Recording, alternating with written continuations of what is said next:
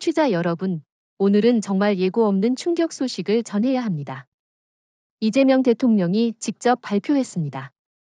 사드, THAAD, 레이더 전략 파일 재개봉. 2017년 이후 사실상 봉인돼 있던 이 문제가 오늘 새벽 갑자기 풀린 겁니다. 외교가와 군사 전문가들, 그리고 베이징, 도쿄, 워싱턴까지 전부 발칵 뒤집혔죠. 그렇습니다. 특히 시진핑 정부는 즉각 강력 반발을 선언했지만 이번 조치는 단순한 방어 시스템 재가동이 아닙니다. 사드의 핵심은 고고도 미사일 요격 능력도 있지만 더 중요한 건 X밴드 레이더죠. 이 레이더는 중국 내륙 깊숙이, 심지어 러시아 동부까지 탐지할 수 있는 범위를 가집니다. 그래서 미국의 미사일 방어망에서 한국이 눈 역할을 하는 겁니다. 맞아요. 그래서 이번 재개봉은 미국 도널드 트럼프 행정부에도 엄청난 호재입니다. 트럼프 대통령은 이미 재집권 후 중국 봉쇄 전략을 전면 가동하고 있죠. 그런데 한국이 스스로 사드 파일을 다시 연다는 건 워싱턴 입장에서 한국이 전선 최전방으로 나왔다는 뜻입니다. 여기서 흥미로운 점은 이재명 대통령이 이번 결정을 내린 배경입니다. 표면적으로는 북한의 극초음속 미사일 시험 발사와 무인기 침투 사건 이후 안보 강화라고 하지만 실질적으로는 중국의 경제 압박에 더 이상 굴복하지 않겠다는 의지가 깔려 있습니다. 중국은 2017년 롯데 사태 때처럼 보복을 시도할 수 있지만 지금 한국의 경제 구조는 당시와 다릅니다.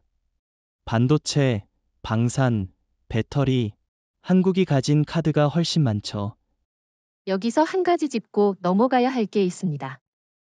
일본 시게로 이시바 총리는 이번 사드 재개봉 소식을 환영한다고 했지만 속내는 다릅니다. 일본은 미국과의 미사일 방어 협력을 독점하고 싶어 하죠. 그런데 한국이 사드를 통해 정보망의 중심이 되면 일본의 전략적 비중이 줄어들 수밖에 없습니다. 그렇기 때문에 일본은 겉으로는 환영 메시지를 내면서도 내부적으로는 한국의 기술 정보 우위를 견제할 방법을 찾고 있을 겁니다. 그러나 현실적으로 한국의 지정학적 위치를 대체할 수 있는 나라는 없습니다. 부산에서 쏘아올린 경보 신호가 일본 해상 자위대보다 훨씬 빨리 워싱턴에 도달하니까요. 또 하나 주목할 점은 사드 파일 재개봉이 미국의 요청이 아니라 한국의 주도로 이루어졌다는 사실입니다. 과거에는 미국이 요구하고 한국이 수동적으로 반응했지만 이번엔 반대죠. 이건 한국이 안보 의제에서 종속국이 아니라 설계자로 올라섰다는 증거입니다. 동의합니다. 그리고 이건 단순히 군사적 사건이 아니라 동북아 전체 전략 지형을 뒤흔드는 도화선이 될 겁니다. 중국과 러시아가 반발하겠지만 결국 그들의 대응은 방어적일 수밖에 없습니다. 왜냐면 한국이 먼저 공격하는 게 아니라 탐지, 경보, 요격 체계를 완성하는 것이니까요.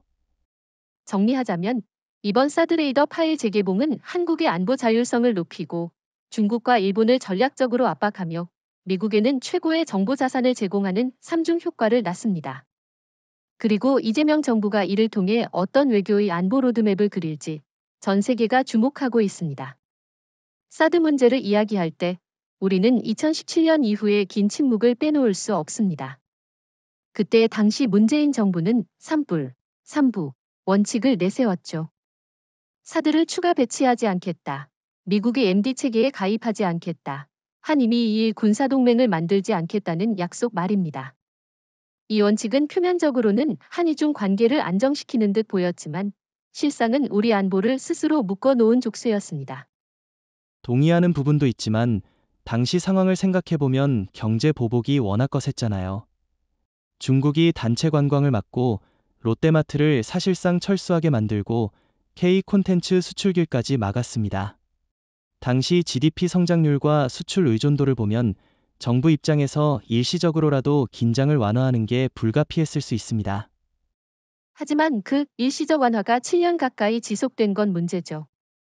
그 사이 북한은 극초음속 미사일을 개발했고 중국은 동북 삼성에 새로운 조기 경보 레이더를 설치했습니다. 반면 한국은 기존 사드 레이더를 반쪽짜리로 운용하며 사실상 기능을 축소했어요. 이건 국가 생존 차원에서 위험한 선택이었습니다. 그렇다면 이재명 정부의 이번 결정을 전략적 기환이라고 부를 수 있겠군요. 단순히 과거로 돌아가는 게 아니라 침묵 속에서 축적된 위협을 한 번에 대응하는 방식이니까요. 실제로 이번 재개봉 발표는 북한이 동해 상공에서 극초음속 미사일을 쏜 직후에 나왔습니다. 타이밍이 절묘하죠. 맞습니다. 그리고 이번 귀환이 갑작스럽게 느껴지는 이유는 중국도 일본도 전혀 예상하지 못했다는 점입니다. 베이징 외교부는 즉각 엄중한 우려를 표명했지만 그 표정 속에는 당혹감이 읽혔어요. 왜냐면 중국은 이재명 대통령이 경제협력 메시지를 자주 내면서도 이렇게 강력한 안보 조치를 병행할 거라고는 생각하지 못했기 때문입니다. 일본의 반응도 흥미롭습니다. 시게루 이시바 총리는 기자회견에서 한미일 안보협력이 강화되는 계기라고 했지만 실제 일본 내부 언론은 한국이 미사일 방어망의 중심이 될 수 있다는 경계심을 보였습니다. 이는 일본이 그동안 미국과의 정보 공유에서 우위를 점하려던 전략에 균열이 간다는 뜻입니다. 실제로 이번 재개봉 결정으로 한 이비 정보 네트워크에서 한국이 차지하는 비중은 크게 늘어납니다. 사드 레이더의 탐지 범위가 중국 동부와 러시아 연해주까지 닿는 만큼 워싱턴 입장에서 일본보다 한국의 정보 가치가 더 높아지는 셈이죠. 트럼프 대통령이 최근 한국은 믿을 수 있는 최전선이라고 언급한 것도 이와 무관하지 않습니다. 여기서 한 가지 짚고 싶은데요. 과거 산불 원칙이 유효하던 시절 일부 국내 정치 세력은 사드가 한반도 긴장을 고조시킨다며 철수를 주장했습니다. 그런데 이번 재개봉 발표 후 여론조사를 보면 60대 이상 응답자의 78%가 사드 강화에 찬성한다고 답했습니다. 이는 세대별 안보 인식 차이가 극명하게 드러나는 대목입니다. 그건 당연하죠. 40에서 70대 세대는 한국전쟁과 냉전, 그리고 북핵 위협을 직접 겪어왔습니다. 이들에게 안보는 이념이 아니라 생존입니다. 중국의 경제 압박보다 북한과 중국, 러시아의 군사 위협이 훨씬 실질적인 문제라는 걸 잘 알죠. 결국 이번 오랜 침묵의 종결은 단순히 군사장비 재가동이 아니라 한국이 스스로 안보 주권을 되찾는 과정으로 볼 수 있겠습니다. 이제 한국은 사드 문제를 협상 카드로 쓰면서도 동시에 자국의 방어선을 확실히 다질 수 있는 위치에 서게 됐습니다. 맞아요.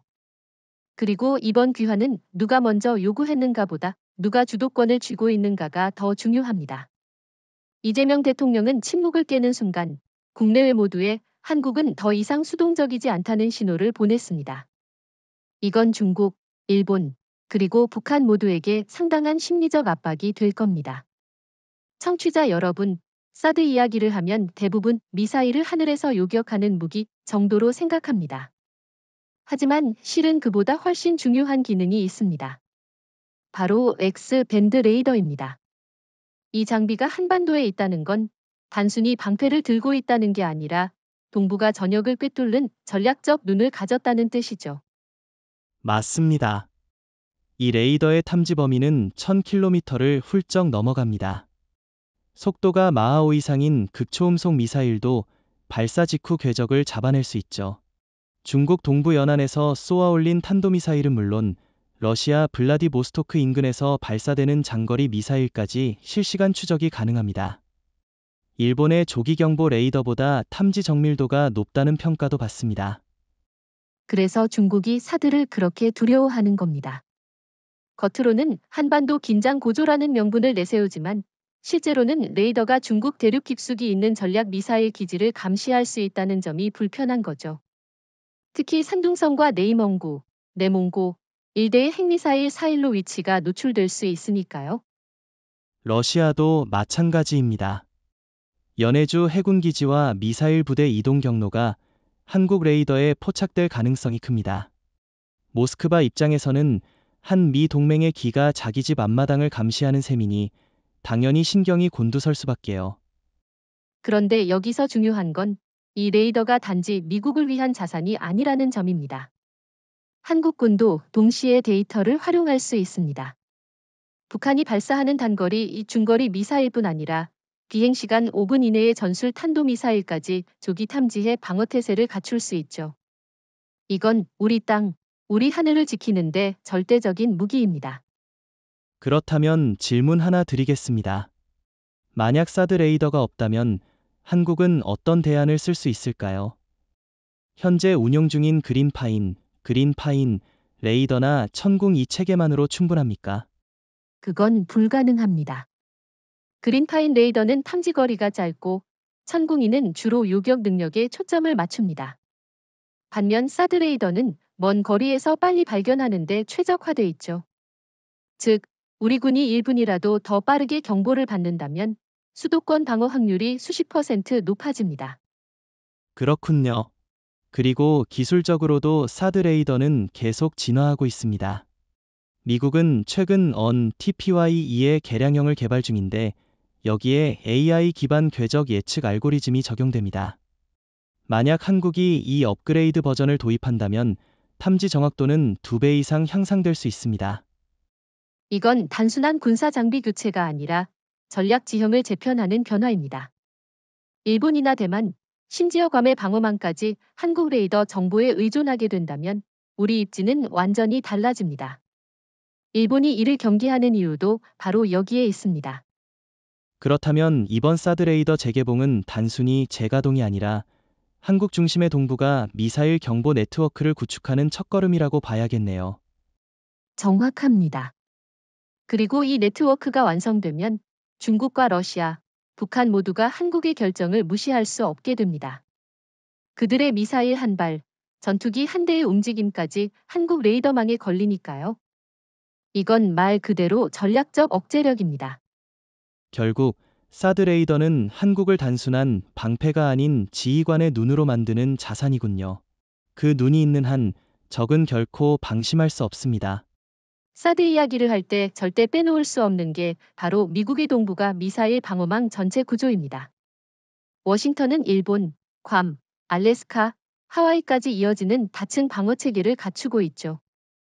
그런데 이 체계에서 한국이 차지하는 위치는 전초기지 이상의 의미를 가집니다. 그렇죠. 미국의 미사일 방어망은 쉽게 말해 링크 체인처럼 연결돼 있습니다. 일본에는 조기경보 위성 정보와 연동된 지상 레이더가 있고 괌에는 TGD와 SM-3 미사일을 탑재한 이지스함이 배치돼 있죠. 그런데 이 체인에서 한국이 빠진다면 중국 동부나 북한에서 발사된 미사일의 초기 궤적 데이터를 확보하는 게 불가능해집니다. 맞습니다. 일본 가고시마나 아오모리의 레이더는 중국 대륙 깊숙한 곳을 보기가 어렵습니다. 지구 공률과 지리적 제한 때문이죠. 하지만 한반도 남부에 있는 사드 레이더는 이 사각지대를 메꿉니다. 미군 입장에서 한국 레이더 일본 SM-3괌 THAAD 알래스카 GMD로 이어지는 완벽한 방어 루트가 만들어지는 겁니다. 이 얘기를 들으니 생각나는 게 있습니다. 트럼프 대통령이 최근 기자회견에서 한국은 단순한 동맹이 아니라 미사일 방어망의 중심축이라고 말했죠. 사실상 일본보다 전략 가치가 높다고 인정한 겁니다. 일본 언론은 이 발언을 의도적으로 작게 다뤘지만 워싱턴 내부에선 파장이 컸습니다. 그건 일본 입장에서 자존심이 상할 만한 발언이죠. 지금까지 일본은 이지스 어슈어 계획과 해상 이지스함을 통해 동북아 방어의 핵심이라고 자부해왔습니다.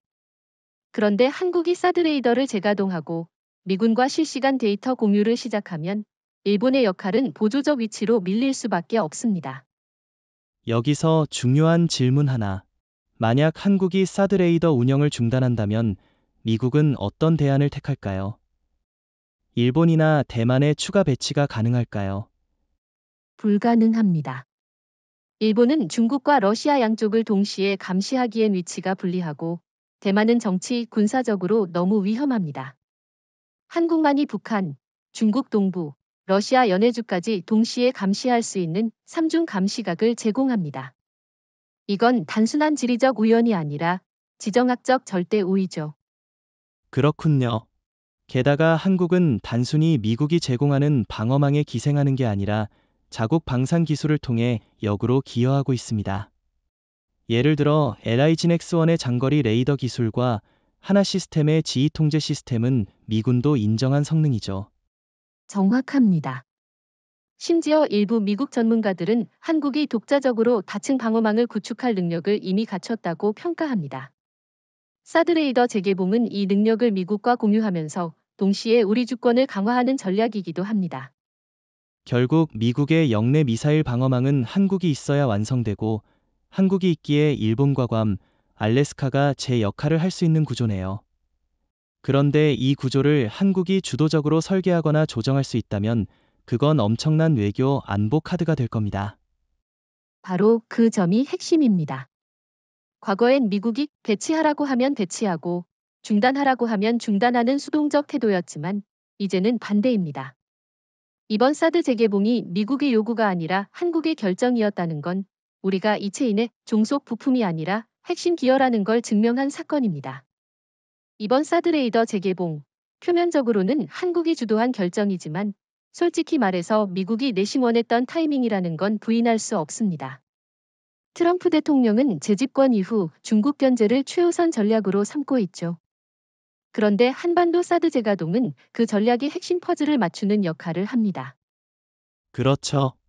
특히 시진핑 정부가 동북 삼성과 산둥반도의 미사일 전력을 증강하고 있는 상황에서 미국 입장에서는 조기 경보 능력을 강화할 필요가 있습니다. 일본 레이더만으로는 사각지대가 존재하고 괌과 알래스카는 반응 속도가 느립니다. 한국의 사드 레이더가 그 공백을 완벽하게 메우죠. 그리고 또 하나. 미국은 북한의 극초음속 미사일 시험 발사를 심각하게 보고 있습니다. 이 무기는 발사 후 궤적이 불규칙하게 변해 기존 요격 시스템으로 잡기 어렵죠. 하지만 한반도에 있는 X 밴드 레이더라면 발사 직후부터 추적이 가능해집니다. 미국은 이 데이터를 자국 미사일 방어망과 연동시켜 본토 방어까지 이어가려는 겁니다. 그런데 한 가지 의문이 있습니다. 미국이 정말 이렇게 절실하다면 왜 직접적으로 사드를 재가동해 달라고 요청하지 않았을까요? 바로 그게 이번 상황의 묘미입니다. 만약 미국이 먼저 요구했다면 중국이 한국은 미국의 꼭두각시라는 프레임을 씌울 수 있었죠. 하지만 이번엔 이재명 대통령이 먼저 결정을 내렸습니다. 덕분에 미국은 전략적 이익을 챙기면서도 외교적으로는 우린 요청하지 않았다는 명분을 가질 수 있는 겁니다. 그 말은 곧 이번 결정이 미국의 전략에도 맞지만 동시에 한국의 주도권을 과시하는 계기가 됐다는 거군요. 사실 이런 방식은 일본이 따라 하고 싶어도 못합니다. 일본은 미국의 요구를 거절하기 어려운 구조니까요. 맞습니다. 일본은 안보 정책상 자율성이 제한돼 있습니다. 반면 한국은 방산익 기술 경제력에서 이미 독자 노선을 설계할 수 있는 역량을 갖췄죠. 미국도 이 점을 인정합니다. 그래서 이번 사드 재개봉을 계기로 한국이 영내 방어망의 설계자로 부상하는 겁니다. 또 하나 짚어야 할 부분이 있습니다. 트럼프 대통령은 동맹을 비용 대비 효율로 평가하는 스타일입니다. 그런데 한국은 이미 세계 6위 방위비 지출국이자 주한미군 기지 유지비를 상당 부분 부담하고 있죠. 여기에 사드 재가동까지 결단하면 미국 입장에서 한국은 투자 대비 최고의 방어 자산이 됩니다. 그렇죠. 게다가 이재명 정부가 사드 재개봉을 통해 얻는 건 단순한 안보 강화만이 아닙니다. 워싱턴과의 정보 공유 확대, 첨단 군사기술 접근권, 심지어 미국산 전략무기 도입 시 협상력 강화까지 따라옵니다. 예를 들어 차세대 스텔스 폭격기 B-21이나 SM-6 요격 미사일 같은 자산의 조기 도입이 가능해질 수 있습니다. 중국이 반발할 건 불보듯 뻔하지만 미국은 한국을 방패로만 쓰려는 게 아니라 동북아 전략의 중심축으로 끌어올리는 겁니다. 이건 일본이 절대 대체할 수 없는 역할이죠. 일본이 아무리 이지스함을 늘려도 지정학적 위치가 만드는 가치는 한국만이 갖습니다. 정리하자면 지금 미국이 서울의 사드 재개봉을 원한 이유는 세 가지입니다.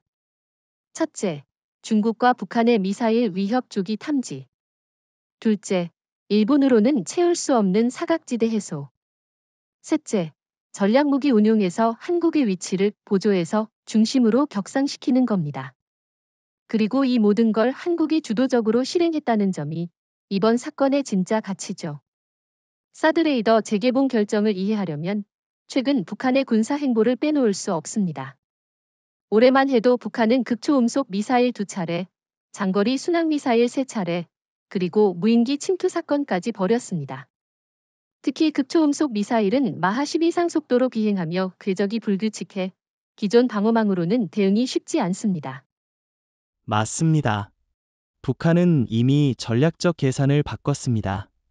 과거에는 사거리와 위력 중심이었다면 이제는 속도와 기동성을 무기로 삼고 있죠. 그 결과 일본이나 괌에서 발사 후 탐지하는 방식으로는 수도권 방어가 불가능해집니다. 이런 상황에서 한반도에 있는 X밴드 레이더는 단 몇 초라도 빨리 경보를 울릴 수 있는 유일한 자산입니다. 북한이 왜 이렇게 속도전에 집착하는지 아십니까? 바로 선제 타격 억제력을 물력화하려는 겁니다. 한국이 하이온무사나 현무 EV 같은 정밀 타격 능력을 갖추고 있으니 발사 준비 시간을 최소화해 선제 타격 가능성을 줄이려는 거죠. 그렇다면 사드 레이더 재개봉은 단순히 방어가 아니라 북한의 기습 전략을 억제하는 심리전 효과도 있다는 말이군요. 그렇죠. 북한 입장에서 한국이 발사 직후 궤적을 잡아낼 수 있다는 건 기습이 사실상 불가능하다는 뜻입니다. 이는 억제력의 본질입니다. 상대가 공격할 엄두를 못 내게 만드는 것 말입니다. 그런데 중국과 러시아는 이 부분을 의도적으로 축소하거나 왜곡합니다. 마치 사드가 북한보다 중국을 겨냥하는 것처럼 말이죠. 하지만 냉정히 보면 지금 당장 우리를 위협하는 건 평양의 미사일이 아닙니까? 맞습니다. 작년 말만 해도 북한은 동해 상공에서 5발의 단거리 탄도미사일을 연속 발사했는데 이 중 일부는 변칙 궤도를 사용해 기존 패트리엇이나 천공 체계로는 요격이 어렵다는 평가가 나왔습니다. 하지만 사드 레이더를 통해 미리 궤적 데이터를 확보했다면 요격 성공 확률은 훨씬 높아졌을 겁니다. 여기서 중요한 건 억제력 균형이 변하고 있다는 겁니다. 과거엔 북한이 미사일을 발사하면 우리는 사후 대응에 그쳤지만 이제는 조기 탐지 경보 요격까지 가능한 사전 차단 체계로 가고 있습니다. 이는 북한의 전략 구도를 완전히 바꾸는 요소입니다. 그리고 이 변화는 단지 한반도 차원에 그치지 않습니다. 일본, 괌, 심지어 하와이까지 한국 레이더 정보에 의존하게 되면 미국과 일본은 한국의 전략적 가치를 재평가할 수밖에 없습니다. 우리가 가진 정보 우위가 곧 동맹 내 협상력으로 연결되죠. 즉, 사드 레이더 재개봉은 북한을 견제하면서도 동시에 미국과 일본에 한국 없이는 안 된다는 현실을 각인시키는 효과가 있다는 말이군요. 정확합니다. 북한의 압박이 역설적으로 한국의 외교의 안보 위상을 끌어올리는 결과를 낳고 있는 겁니다. 이번 결정은 단순한 군사 재배치가 아니라 억제력 균형을 한국 쪽으로 기울게 만드는 전략적 승리라고 봐야 합니다. 이재명 대통령의 사드 레이더 파일 재개봉 발표 이후 베이징의 첫 반응은 엄중한 우려였습니다. 하지만 외교부 대변인의 표정과 어조를 보면 단순한 우려가 아니라 상당한 당혹감이 섞여 있었습니다. 중국은 이번 결정을 예상하지 못했어요. 그렇죠. 중국은 그동안 한국이 경제 의존도를 고려해 쉽게 강경한 안보 결정을 내리지 못할 거라고 믿어왔습니다. 특히 시진핑 정부는 경제 카드를 쥐고 있다는 자신감이 있었죠. 2017년 롯데 사태 때처럼 관광 금지, 한류 차단, 기업 보복을 다시 꺼내들 수 있다고 생각했을 겁니다. 하지만 이번에는 상황이 다릅니다. 한국 경제 구조가 7년 전과는 비교할 수 없을 만큼 달라졌죠. 반도체, 2차 전지, 방산 수출이 글로벌 시장에서 절대적 비중을 차지하고 있고 중국이 우리를 제재하면 오히려 자기 산업에 타격이 갈 수 있습니다. 예를 들어 중국 전기차 산업은 한국산 배터리 소재 없이는 생산이 불가능합니다. 그렇다면 중국의 보복 가능성은 제한적이라는 말이군요. 하지만 베이징이 전혀 대응하지 않을 수는 없겠죠.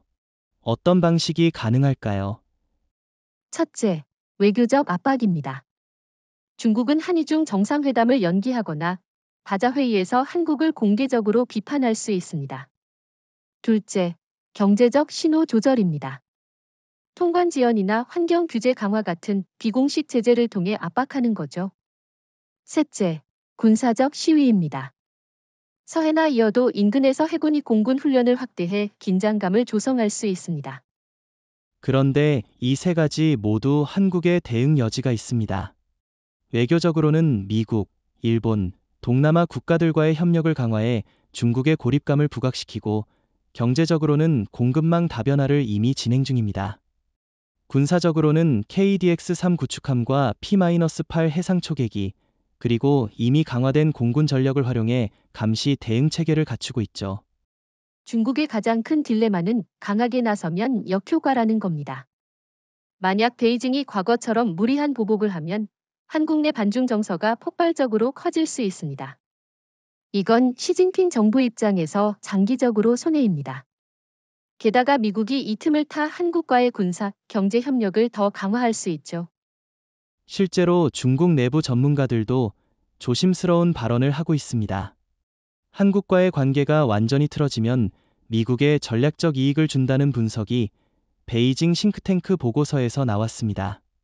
이건 중국이 과거와 같은 전면 대결로 가지 않을 수 있다는 신호일 수 있습니다. 결국 베이징의 대응은 강경 발언과 제한적 보복, 그리고 물밑 접촉을 병행하는 방식이 될 가능성이 높습니다. 표면적으로는 한국에 경고한다고 하면서도 뒤로는 경제 외교 채널을 유지하려 할 겁니다. 이런 상황은 오히려 한국에 유리합니다.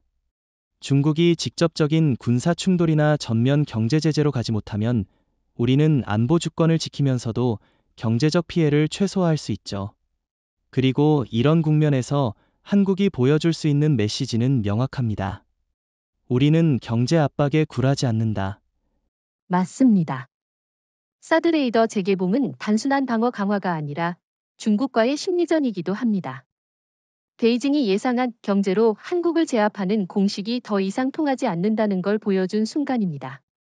사드 레이더 재개봉이 전략적으로 옳은 선택이라는 데에는 많은 전문가들이 동의하지만 서울 입장에서 결코 단순한 결단은 아니었습니다.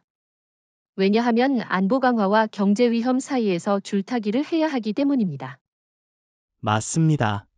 한쪽에는 북한과 중국, 러시아의 군사적 위협이 있고 다른 한쪽에는 중국의 경제 보복 가능성이 있습니다. 서울의 고민은 즉각적인 안보 위협과 중장기적인 경제 타격 중 무엇을 우선하느냐죠. 예를 들어 2017년 롯데 사태 이후 우리 관광업과 유통업이 입은 피해는 수조 원대였습니다. 하지만 그때와는 다릅니다. 2017년 당시 우리는 반도체, 배터리, 방산 산업에서 지금처럼 압도적 우위를 점하지 못했습니다. 지금은 상황이 완전히 달라졌죠.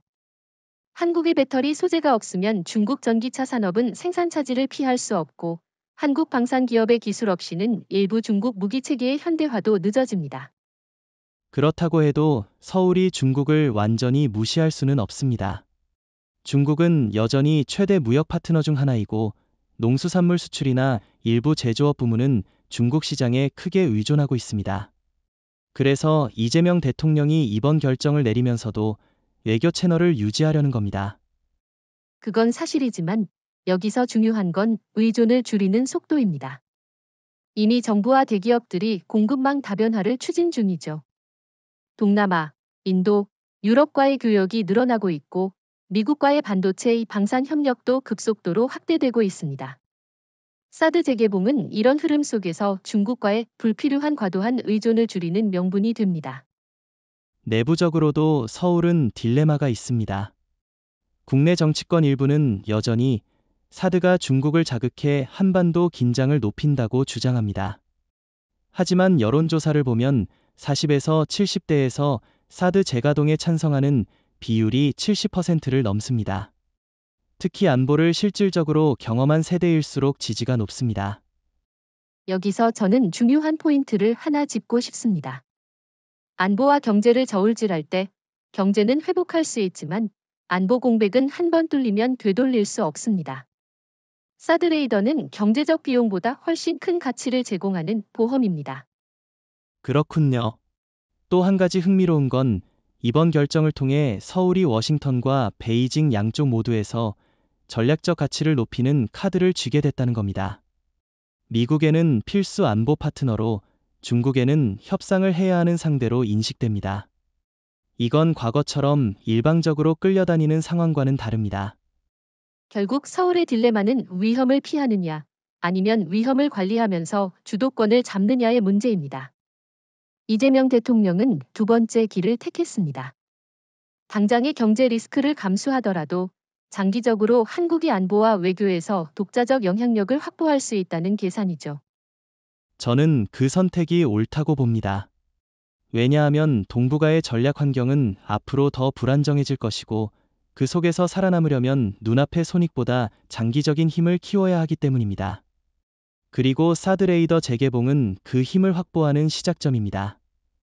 이번 사드 레이더 재개봉이 주목받는 이유 중 하나는 단순히 과거 장비를 다시 켜는 게 아니라 최신 기술로 업그레이드할 가능성이 크기 때문입니다. 미국이 개발 중인 차세대 TPY-2 계량형은 탐지거리와 정확도가 대폭 향상됐습니다. 특히 AI 기반 궤적 예측 기능이 들어간다는 점이 눈에 띕니다. AI 기반 예측이라면 발사체의 속도나 방향이 도중에 바뀌어도 경로를 실시간으로 계산해낸다는 거죠.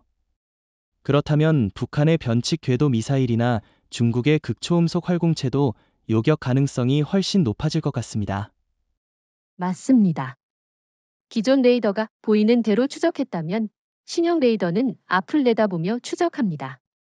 예를 들어 미사일이 발사 후 20초 동안 궤적을 바꾸더라도 AI가 과거 패턴과 실시간 데이터를 결합해 95% 이상의 확률로 최종 낙하 지점을 예측합니다.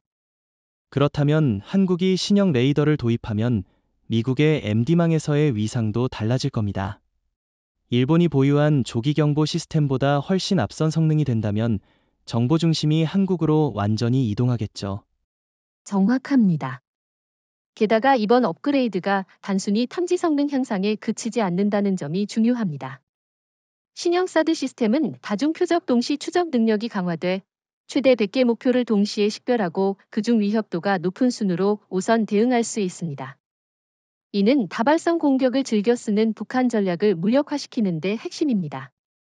그런데 여기서 궁금한 건 이 업그레이드가 전적으로 미국 기술만으로 가능한가 하는 점입니다. 한국 방산업체들이 참여할 여지는 없을까요? 있습니다. 이미 하나시스템과 LI지넥스원은 장거리 레이더와 전술 지휘 통제 시스템 분야에서 세계적 수준의 기술을 확보하고 있습니다. 미국도 이 점을 알고 있기 때문에 한국이 이번 업그레이드 과정에서 일부 하드웨어와 소프트웨어 통합 작업에 참여할 가능성이 큽니다. 이렇게 되면 우리는 단순 사용자에서 공동 개발자로 격상됩니다. 그렇다면 이건 단순한 무기 현대화가 아니라 한국 방산의 글로벌 영향력을 확대하는 기회군요. 특히 인도, 중동, 유럽 국가들이 사드급 방어 체계를 원하고 있으니 한국이 개발 과정에 참여하면 그 시장까지 연결될 수 있겠네요. 맞습니다. 예를 들어 폴란드나 루마니아 같은 나토 국가들이 러시아 미사일 위협에 대응하려고 THAAD급 방어 체계를 검토 중인데 한국이 기술 파트너로 참여한다면 미국 무기 시장에서도 한국의 협상력이 커집니다. 그리고 또 하나, 신형 레이더는 단순히 군사용으로만 쓰이지 않습니다. 우주 감시 능력도 강화돼 위성 추적과 우주 잔해물 감시에도 활용할 수 있습니다. 이건 한국이 독자적인 우주 방어, 관측 능력을 확보하는 계기가 될 수 있습니다. 결국 사드 업그레이드는 단순한 방어력 향상을 넘어 한국을 미사일, 우주 감시 기술의 핵심 허브로 만드는 전략입니다. 이는 중국이나 일본이 결코 따라올 수 없는 위치입니다. 중국은 기술 신뢰성과 동맹 네트워크에서 한계가 있고 일본은 지리적으로 한계가 있습니다. 정리하자면 신형 레이더 도입과 사드 업그레이드는 한국 안보에 두 가지 이익을 줍니다. 첫째, 북한과 중국의 첨단 미사일 위협을 조기 무력화. 둘째, 방산 우주 산업에서 한국의 글로벌 입지 강화. 이 두 가지를 동시에 얻을 수 있다면 이번 재개봉은 단순한 군사 조치가 아니라 국가 전략의 대전환이 됩니다. 사드 레이더 재개봉이 단순히 한반도 내부의 안보 문제라고 생각하면 오산입니다. 이 결정은 동북아 전체 군사 지형에 직접적인 파장을 일으킵니다. 특히 미, 중, 이일로 네 나라의 전략 계산이 전부 다시 쓰여야 하는 상황이죠. 맞습니다. 먼저 중국부터 보죠. 중국군은 이미 산둥반도와 랴오둥반도에 중거리 탄도미사일과 순항미사일 부대를 배치했습니다. 그런데 한국의 사드 레이더가 가동되면 이들의 훈련과 이동 경로가 사실상 실시간으로 노출됩니다. 중국 해군이 서해로 진출하는 것도 쉽지 않아집니다. 그렇죠. 그리고 러시아도 영향을 받습니다. 연해주 해군기지와 블라디보스토크 인근의 극동군 관할 미사일 부대가 한국의 탐지망에 들어오기 때문입니다. 모스크바는 이미 우크라이나 전쟁으로 서방 감시망에 시달리고 있는데 극동 지역까지 노출되면 전략 부담이 커집니다. 일본도 상황이 복잡해집니다. 표면적으로는 한미일 안보 협력 강화로 포장하겠지만 내부적으로는 불편함이 있습니다. 왜냐하면 미국의 미사일 방어망에서 정보의 허브가 일본에서 한국으로 넘어올 수 있기 때문입니다. 일본이 아무리 이지스함과 SM-3를 늘려도 지리적 한계 때문에 탐지 속도에서 한국을 이길 수 없습니다. 북한 입장에서는 더 심각합니다. 기존에는 일본이나 괌에서 탐지한 정보를 토대로 요격하는 구조였기 때문에 수도권을 타격하기 전에 대응 시간이 매우 짧았습니다.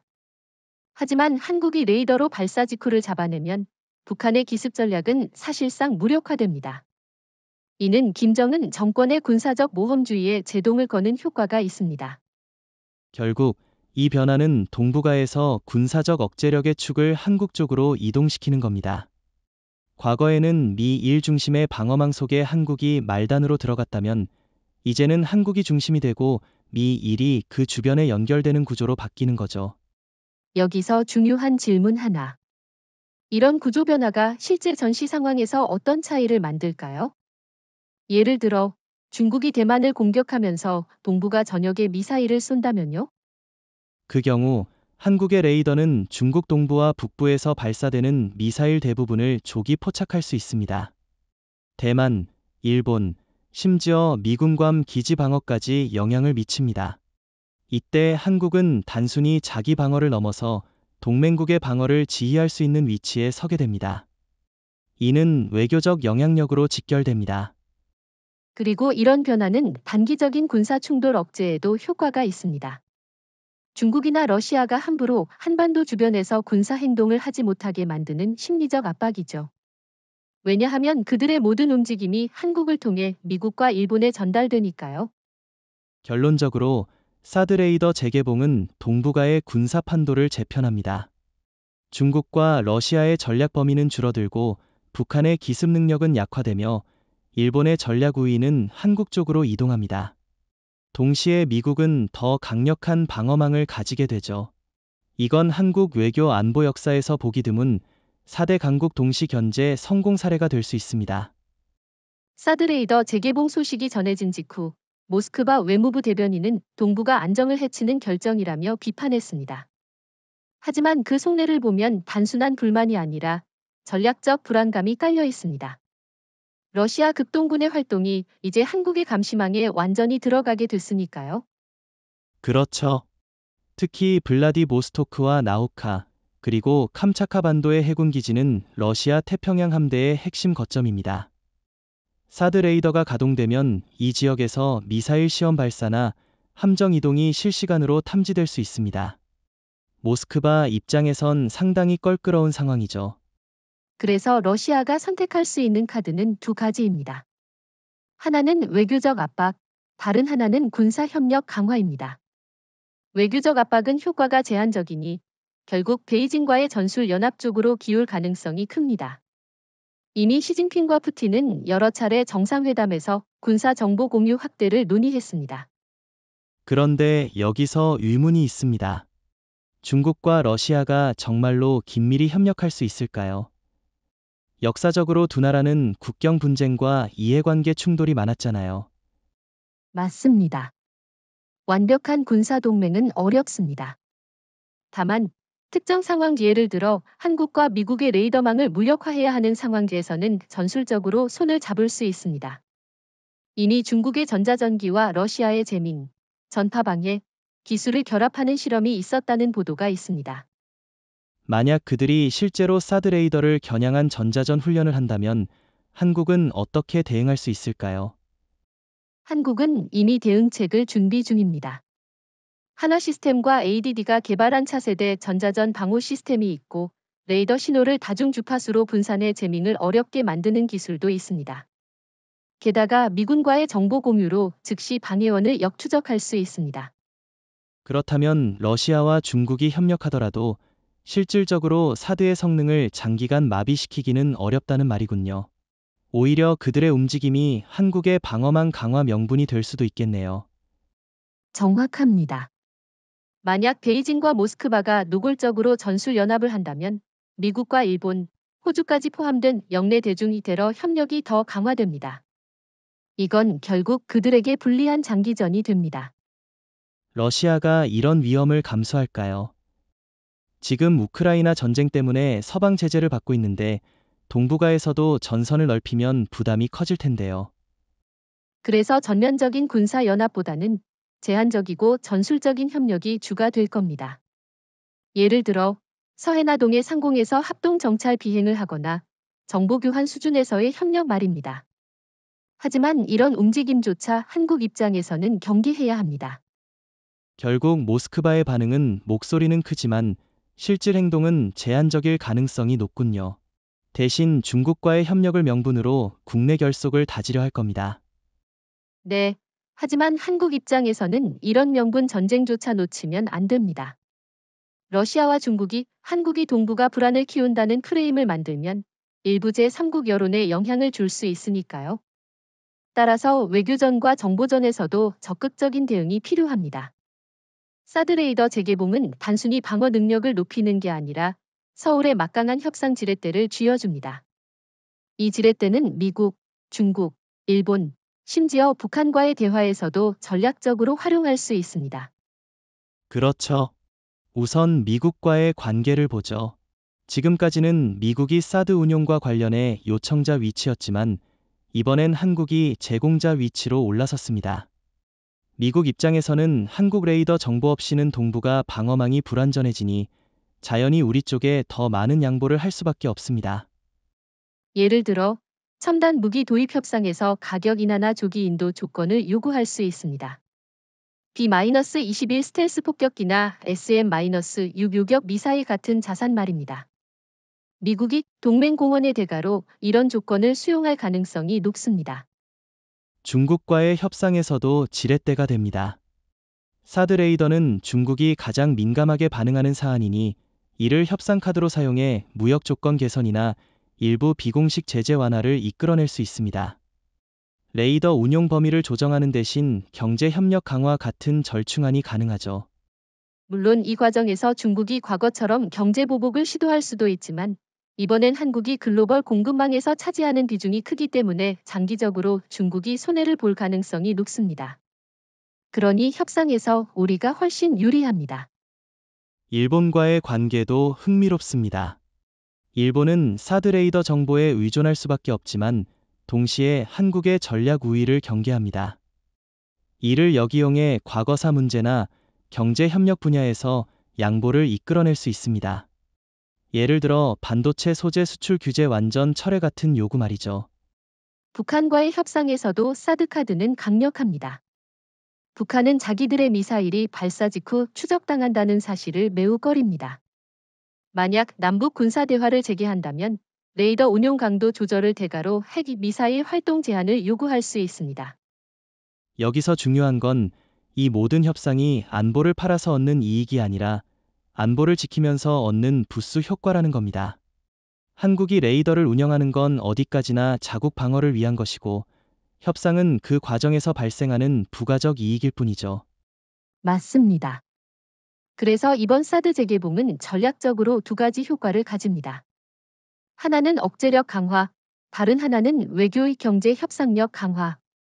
그리고 이 두 가지가 동시에 작동할 때 한국은 동북아에서 독보적인 입지를 얻게 됩니다. 결국 이재명 정부가 쥔 건 단순한 군사 장비의 스위치가 아니라 동북아 판도를 흔들 수 있는 전략적 레버입니다. 이 레버를 어떻게 조율하느냐에 따라 향후 10년 한국의 외교 안보 지형이 달라질 겁니다. 사드 레이더 재개봉이 단순히 미사일 방어망 강화에 그치는 게 아니라 한국의 독자 핵전략 구상에도 직접적인 영향을 준다는 점을 주목해야 합니다. 최근 여론조사에서 국민의 절반 이상이 한국 자체 핵무기 보유에 찬성했죠. 맞습니다. 그 배경에는 북한의 핵 미사일 위협이 있습니다. 북한은 이미 전술핵을 실전 배치했고 ICBM 발사 능력도 과시했습니다. 이런 상황에서 사드 레이더는 북한의 핵 투발 수단을 실시간으로 감시하는 핵심 장치가 됩니다. 여기서 중요한 건 레이더가 단순히 방어 수단에 그치지 않고 공격 억제력의 일부가 된다는 겁니다. 만약 한국이 독자 핵무기를 갖게 된다면 그 운용의 핵심은 발사 조기 경보와 보복 타격의 신속성인데 사드 레이더는 바로 그 첫 단계를 책임집니다. 그렇군요. 예를 들어 북한이 전술핵을 탑재한 단거리 미사일을 발사한다면 사드 레이더가 궤적을 즉시 포착하고 현무-2V나 현무-4 같은 보복 타격 수단이 즉시 발사 준비에 들어갈 수 있다는 거죠. 이건 사실상 한국판 핵억제 교리의 기반입니다. 게다가 이재명 정부가 추진하는 삼축체계 킬체인, 한국형 미사일 방어, KAMD, 대량 응징 보복, 킬로미터 PR 중에서 사드 레이더는 첫째와 둘째 축을 동시에 강화합니다. 적의 핵 공격을 조기에 탐지하고 필요한 경우 선제 타격 명령까지 연결하는 역할이죠. 미국의 확장 억제에만 의존하던 시절과는 완전히 다릅니다. 과거에는 미국이 위성 정보와 조기 경보를 제공해야만 대응이 가능했는데 이제는 한국이 스스로 핵 공격을 감시하고 대응 결정을 내릴 수 있는 주권적 능력을 확보하게 됩니다. 이건 일본이나 대만이 부러워하는 부분입니다. 일본은 미국의 확장 억제에 절대적으로 의존하고 자체 핵 개발도 불가능한 상황입니다. 하지만 한국은 방산 기술력과 지리적 위치, 그리고 사드 레이더를 기반으로 독자 핵 전략을 설계할 수 있는 토대를 갖췄습니다. 물론 독자 핵무기 보유에는 국제적 제약이 많습니다. NPT 체제와 미국과의 동맹 관계가 복잡하게 얽혀 있죠. 하지만 레이더를 통한 감시 능력과 미사일 방어 체계를 강화하면 사실상 비공식적 핵억제력을 구축할 수 있습니다. 이건 핵무기 그 자체 못지않게 강력한 효과를 줍니다. 또 하나 중요한 건 이런 능력이 협상력으로 이어진다는 겁니다. 북한과의 비핵화 협상에서 우리는 핵을 만들 수도 있다는 잠재력을 보이는 것과 전혀 능력이 없다고 보이는 것은 협상 구도에서 하늘과 땅 차이입니다. 결국 사드 레이더 재개봉은 한국의 독자 핵 전략 구상에서 눈 역할을 합니다. 핵은 무기가 아니라 억제력이고 억제력은 정보와 감시에서 시작됩니다. 그 출발점이 바로 이 레이더죠. 정리하자면 사드 레이더는 한국이 핵무기를 갖든 갖지 않든 핵 억제력을 확보하는 데 필수적인 기반입니다. 그리고 이 기반을 바탕으로 한국은 미국, 중국, 일본, 북한 어느 쪽과도 대등하게 핵 관련 협상을 진행할 수 있는 위치에 오르게 됩니다. 사드 레이더 재개봉 발표가 나오자 일본 정부의 공식 반응은 한미 안보 협력이 강화되는 계기라는 긍정적인 논평이었습니다. 하지만 속내는 전혀 다릅니다. 일본 내부에서는 한국이 동북아 미사일 경보망의 주도권을 가져갈 가능성을 경계하는 목소리가 커지고 있죠. 맞아요. 일본은 지금까지 미국과의 정보 공유에서 우위를 점하며 사실상 동북아 경보센터 역할을 해왔습니다. 그런데 사드 레이더가 풀 가동되면 일본의 조기 경보 레이더보다 빠르고 넓게 탐지가 가능합니다. 이건 일본의 전략적 입지를 약화시킵니다. 여기에 ADIZ 문제도 얽혀 있습니다. 일본은 독도 인근 하늘까지 자기 방공 식별구역에 포함시키고 있고 한국 ADIZ와 일본 ADIZ가 겹치는 지역에서 자위대 항공기가 정기적으로 활동합니다. 사드 레이더가 가동되면 이 활동이 실시간으로 기록되고 추적됩니다. 그렇다면 일본 입장에서는 두 가지 불편함이 생기는군요. 하나는 정보 주도권 상실, 다른 하나는 자국의 ADIZ 작전이 한국에 노출되는 문제. 특히 후자는 국내 정치적으로도 민감할 수 있습니다. 그렇죠. 시게로 이시바 총리는 겉으로는 협력 기조를 유지하겠지만 내부적으로는 한국의 레이더 정보를 미국이 더 신뢰하게 될 가능성을 우려할 겁니다. 미국이 미사일 방어망에서 일본보다 한국 데이터를 우선 활용하게 된다면 일본의 발언권이 줄어들 수밖에 없습니다. 그럼 일본은 어떤 대응을 할까요? 새로운 레이더 배치나 정보 경쟁력 강화를 시도하겠죠. 가능성이 큽니다. 이미 일본은 오키나와와 홋카이도에 신형 조기 경보 레이더를 추가 배치할 계획을 세우고 있습니다. 하지만 지리적 한계 때문에 중국 동부나 북한 내륙 깊숙한 곳까지는 감시하기 어렵습니다. 한국만이 그 사각지대를 커버할 수 있습니다. ADIZ 문제로 한일 간 갈등이 재점화될 가능성도 있겠군요. 일본이 한국의 레이더가 일본 영공 활동을 감시한다며 문제를 제기할 수 있으니까요. 그럴 경우 한국은 국제법과 항공규칙을 근거로 대응하면 됩니다. ADIZ는 국제법적 영공이 아니라 국가가 임의로 설정한 식별구역이기 때문에 겹치는 지역에서 감시 활동을 하는 건 전혀 불법이 아닙니다. 오히려 일본이 독도 인근 ADIZ를 주장하는 게 더 국제사회에서 설득력이 없습니다. 결국 일본의 불편함은 피할 수 없지만 그 불편함이 곧 한국의 협상 카드가 될 수 있겠네요. 일본이 경제나 외교 현안에서 양보를 이끌어내야 할 상황이 올 수도 있습니다. 맞습니다. 사드레이더 재개봉은 단순히 북이중 일어 견제에만 쓰이는 게 아니라 일본과의 관계에서도 전략적 레버리지가 됩니다. 정보 우위와 감시 능력은 외교에서 무기나 다름없습니다. 이제 사드레이더 재개봉 이후 향후 5년간의 시나리오를 그려봐야 합니다.